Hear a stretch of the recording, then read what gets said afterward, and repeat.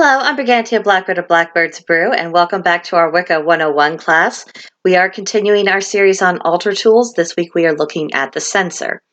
So what is a censer? It is essentially a vessel for burning incense, and there's no particular limitations or preferences on what it should look like or what materials it should be made of, provided it can withstand the heat of actually burning incense. Now, what kind of censer you ultimately get also depends on what kind of incense you're using. Some people prefer to use sticks, like so, or they might prefer to use cones.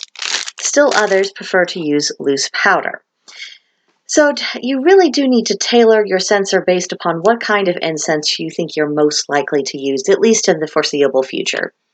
Now, the censer itself can be quite old-fashioned and ornate, like we might expect to see in a Catholic church, swinging to and fro as the priest makes his processional up the aisle.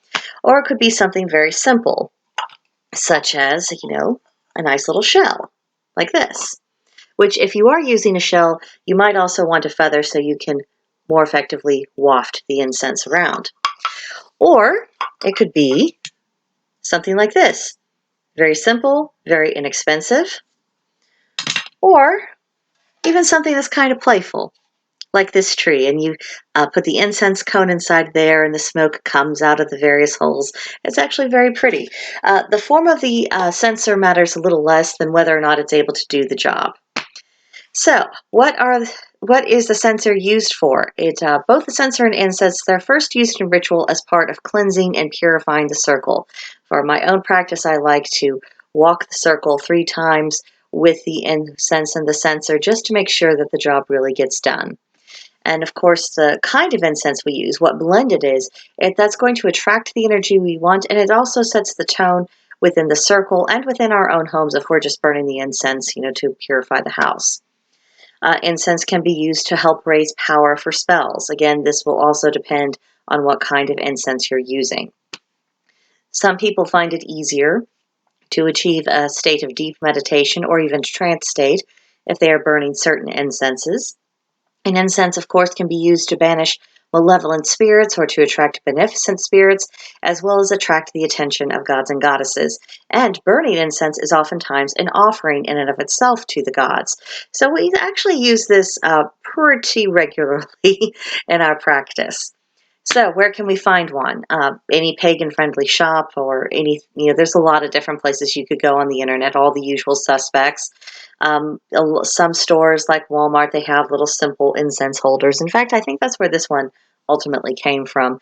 So it's not that unusual for people in general to burn incense, so you will be able to find a suitable vessel. But you can also make one. You'll just need a bowl or a cup, and then you fill that up halfway up with sand or salt, and then you'll be able to just stick your incense in and you'll be able to burn it safely. So this is obviously not something that has to be all that expensive. So our homework for January 15th through 21st, do a search and find an incense that speaks to you. The kind of dream censer, it's it can be anything that you like. It just has to really connect with you. Don't worry about the price tag. It's not your task to go out and buy one. Just get a good sense of what you like and what you don't like.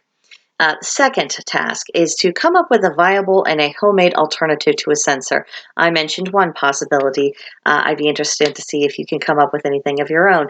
Learning to think creatively, to mend and make do, and make use of what we have. That's actually an invaluable skill for any practitioner. So it doesn't hurt to start training your brain to think in those terms of, okay, I don't have the ideal things. What do I have that will serve the purpose?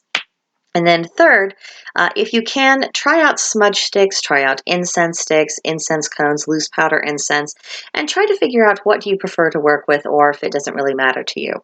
So that is it for this week. We are rapidly coming to the end because I'm not going to cover every single possible Wiccan tool that we might use in ritual or in our spells. I just want to cover, the big ones, the ones we most commonly used. And so after we do that, we'll be talking about how to purify them, how to dedicate them. And then after that, we will be talking about the structure of ritual itself. So stuff is coming up. I hope you'll be there for it. If you'd like to discuss this or if you would like to join in our conversation about the class, that will be held Sunday afternoon at 3 p.m. at Blackbird's Brew in one of the voice channels called The Workshop. So if you'd like to join us there, there is a link in the description box below where you can do that. And in the meantime, please subscribe to this channel, like the video, leave a comment. I'll see you in the next one. Bye.